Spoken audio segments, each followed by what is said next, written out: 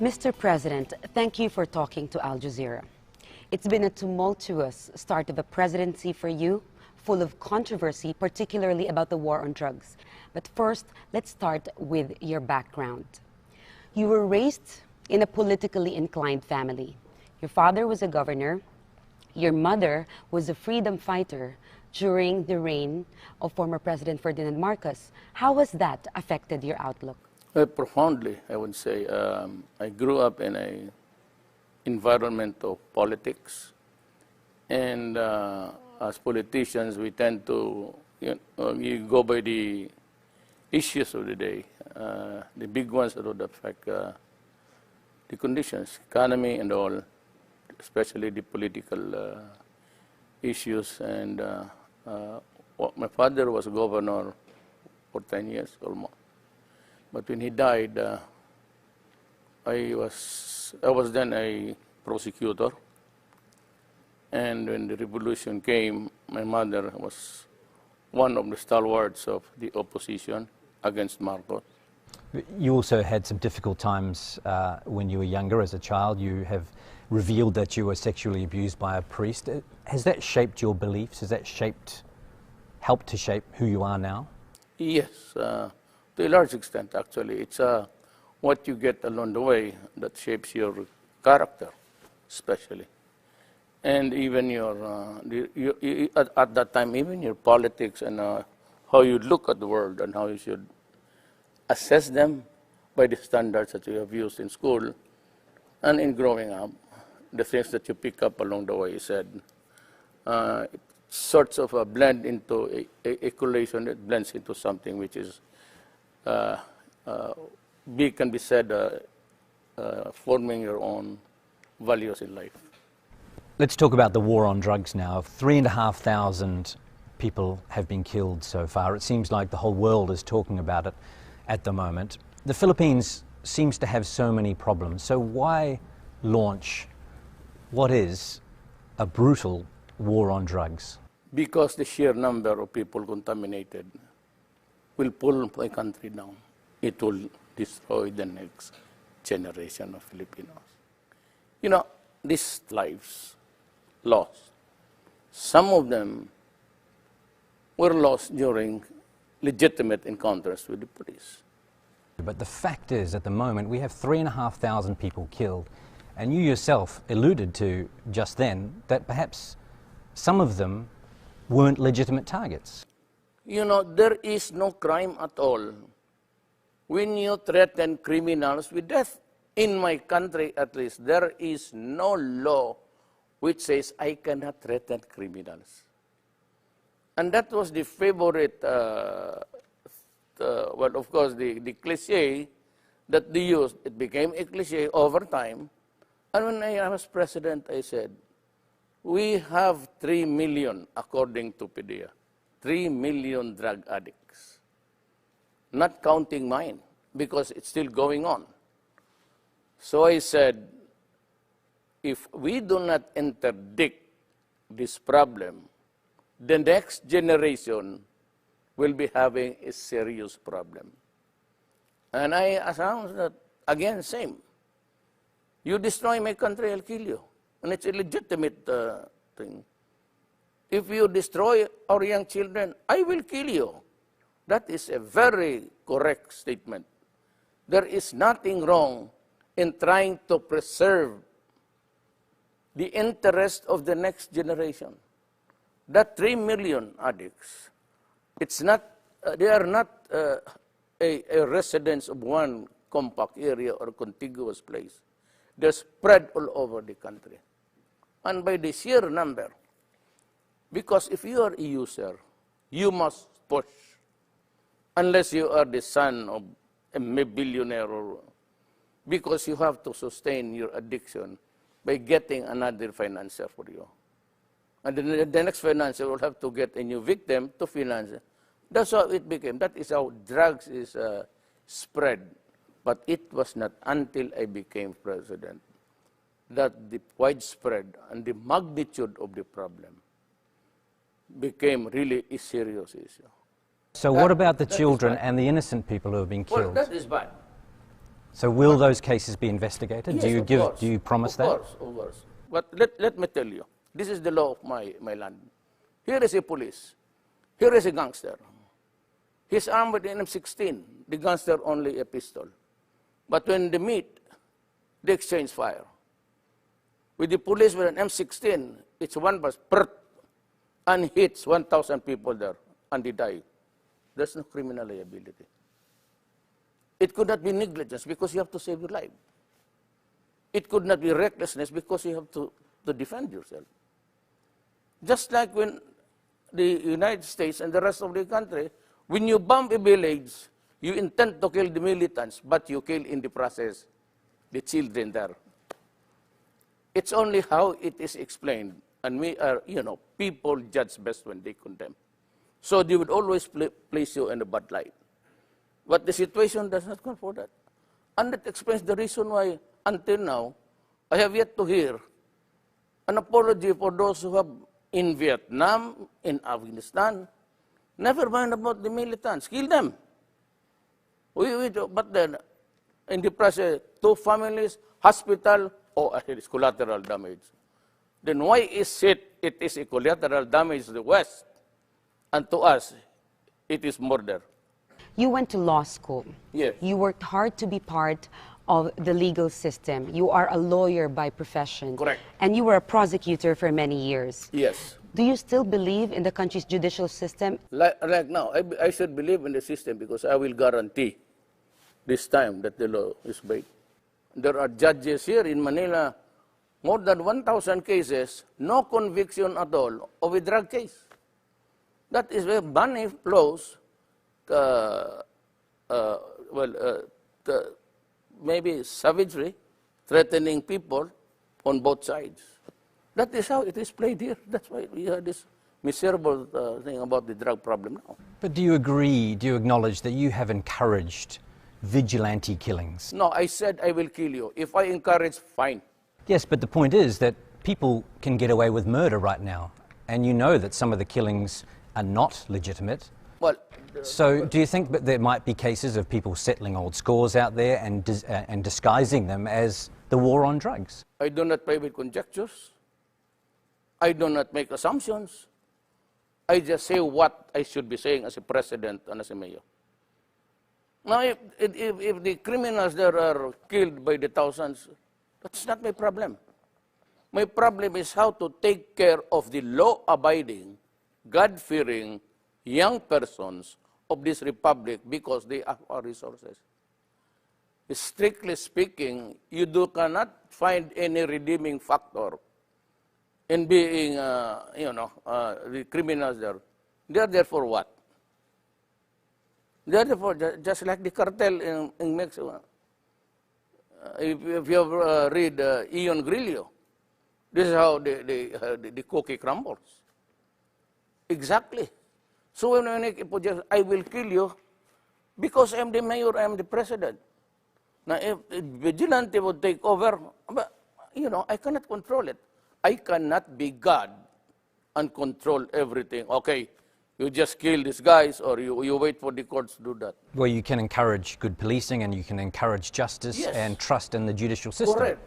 But when I was campaigning as a president, the drug problem was already reaching by the millions. Well, 3 million is 3 million. Now, during my time, we have started to count. We are nearing now the 800 mark, 800,000. By the year ends, I would have about also 1 million. So I have 4 million drug addicts. Do you think that's an easy number? No. So why not put all the energy into rehabilitation? Well, where do you find it? Reforming healthcare. Okay. Can we cut this for a while? I'll just have to. Pakikita, paghanap yung newspaper kahapon. He wants to show you the newspaper. Oh, sure, no problem. So you were saying about this facility, sir. What is this about? This is a rehab facility built by somebody. This is what they cried at. You know, Duterte, he should have built rehab houses instead of killing the criminals, the drug lords. You know, this would cost millions. I entered the presidency of the Republic of the Philippines midterm. There is nothing at all left in that budget for this year, which was prepared by my predecessor, which was also prepared the other year to be implemented this year. The implementation does not contain any money. Because nobody, until I became president of this country, nobody realized how widespread, how dimensional it was for us.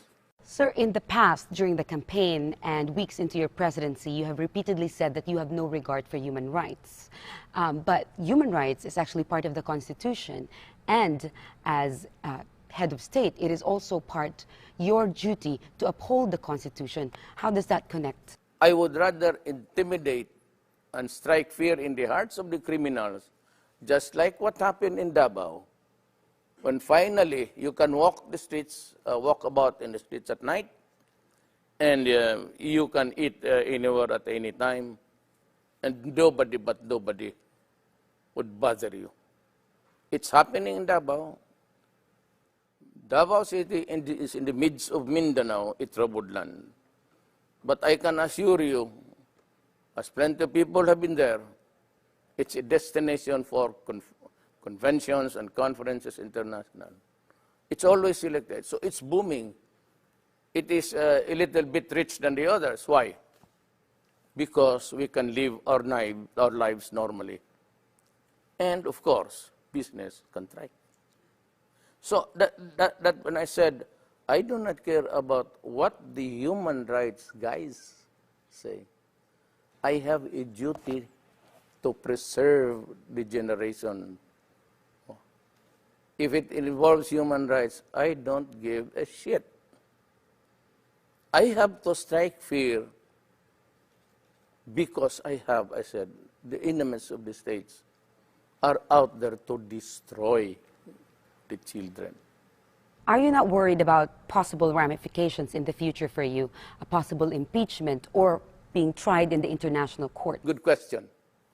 Before you can begin, you must determine that I have committed a crime in my country, that I have committed mass murders in my country, and then charge me there. There can be no ramifications when I say that I will kill you if you destroy my land. It's a legitimate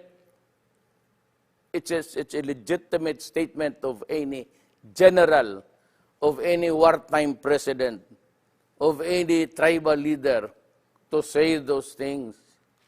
Of course, you said there can be consequences, but I am not worried about this thing. I do not make any projections. How many vigilante killings? Well, if you compare the 4 million to the 3,000, minus legitimate encounters between the law enforcers and the criminals, give or take even a half of it. So what is it to the lives already lost? I have 4 million addicts to take care of. And I have been criticized and would say, well, why don't just, Duterte build rehab centers and just place them there? Why not? Why do you have to kill them? Look, I am a midterm president in the sense that I entered this year the presidency, only this year. The budget for this year was prepared by my predecessor, So Aquino. And it binds me because it would last until December. Nowhere in this budget provides enough money to build even 2 buildings of rehab structures. It's all what is left of my government now after the election is just enough for the MOE, maintenance and all. So you're saying, sir, no capital outlays. the budget of President Aquino for this year, the last 6 months, does not include any rehabilitation? Because the problem was there. But there was nobody minding the store. I was the only mayor brave enough to say those things. So my city, got the benefits of a peaceful place where you can live, where you can eat, work safely. But the others, we did not know. But they allowed so many administrations to flourish. And it was not until I became president that we realized that there were already, according to, at the time, to General Santiago of the PDEA, Philippine Drug Enforcement Agency, that there are already 3 million addicts. So never mind my counting, because I'm still counting up to the end of the year. Are you in favor of medicinal marijuana? Yes, but that is a very long process.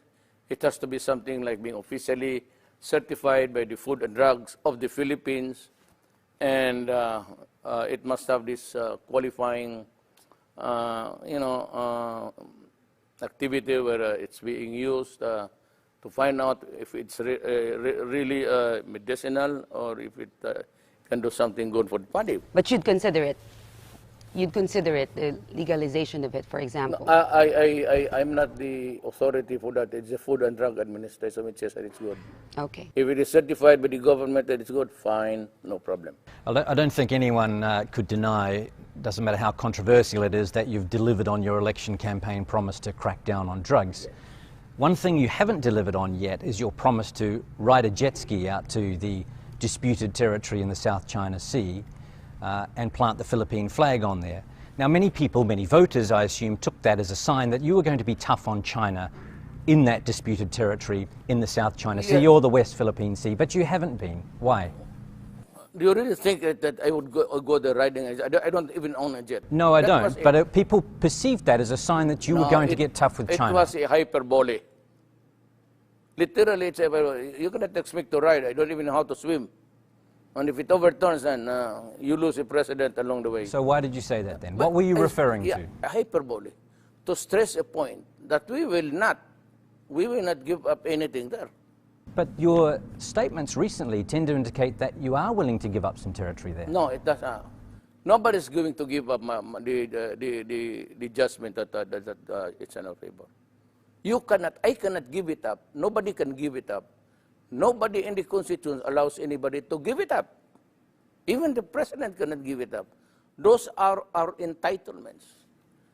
This is an island. Everybody, every country in this world is given its own fish pond. That's your fish pond where you get the fish, the shells, and everything. You cannot give it up. You can only negotiate to prevent war. Remember that okay, I'll push your logic to this logical conclusion. We have this judgment, right? Two things. I can go into a rage because it's being occupied, but remember, it is not a sovereignty that is there. It's the entitlement attached to it is the sovereignty. Okay? The other is to go into a rage and fight, and the other is to talk. What do you think will happen to my country if I choose to go to war? I fight alone? Or I would call upon the other countries to help me? Who? Who would die for my country except us? So we can only talk. And that's why they invited me for talks. I will go. But I will go with this paper.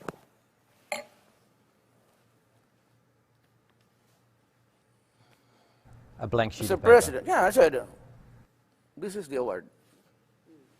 I cannot go out beyond the boundaries of this paper.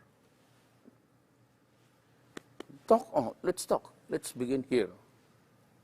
The Philippines won a landmark case against China, unprecedented in recent history, a smaller country standing up to a superpower. It declared the 9-dash claim of China invalid. Now, you're going to China, and you've mentioned previously, you said that you will not insist on the position of the Philippines on the Scarborough Shoal. Now, your critics are questioning why it seems you're going to China and negotiating from a position of weakness rather than of strength. It would be arrogant to me to go there and say, I'm going there to fight for this and that. You know, there's much to be learned in history, and even in the books, and the way the Orientals places the words in his mouth, especially the Chinese. You have to go there with a little bit of courtesy. But when you are already in front of each other, then I said, this is it. We do not go. What would be the purpose in going there without this? For what? But you can guarantee to the Philippine people that you are not going to sign away or give up hope or give up fighting for the Spratlys Scarborough Shoal. Yes, in the first they are place, Philippine territory. Nobody but nobody, not even the president of this country, can give up the claim. You are not allowed to do that. That is one sure way of going to impeachment. But can you guarantee that you will fight to maintain of course. those? Nobody is going to give up anything there. I said, if the Constitution does not allow you, then who can? Then not even your mouth. That's how it is. What deals are you hoping to do when you go to China? Well, maybe we talk about, I would know, or I would not know the wherewithal, so we would start. Then the judgmental thing would come into fore. Then some other matters about trade and commerce. And if there's any arrangement, if we want to come to a happy compromise, then we can talk about entitlements of the China Sea. But really, I cannot predict on any solid thing to talk about until I'm there. So I am not there until I am there. Will you discuss the war on drugs? Because records show that a lot of the drugs coming into the Philippines are coming from China. They understand it. That's why they'd like to help. But you know, China now is a democracy. I mean, communism is just something which is just a thing to go by, to keep control. But everything there is a free enterprise. Having said that, Mr. President, you have clearly moved away from the United States. Why do you think it is necessary for the country to distance itself from its long-standing ally in Asia? Our exclusive interview with the Filipino President, Rodrigo Duterte, will continue.